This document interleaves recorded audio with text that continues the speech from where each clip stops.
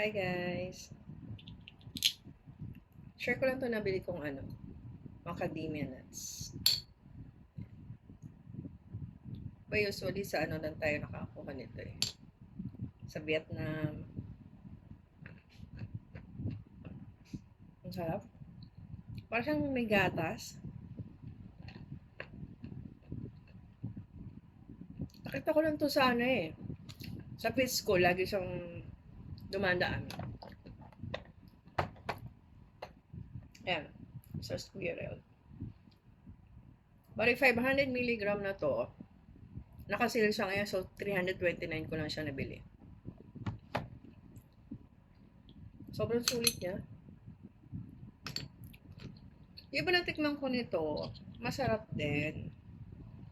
Pero, parang nuts lang na ordinary nuts. Pero ito iba eh. Para talaga siyang milky taste.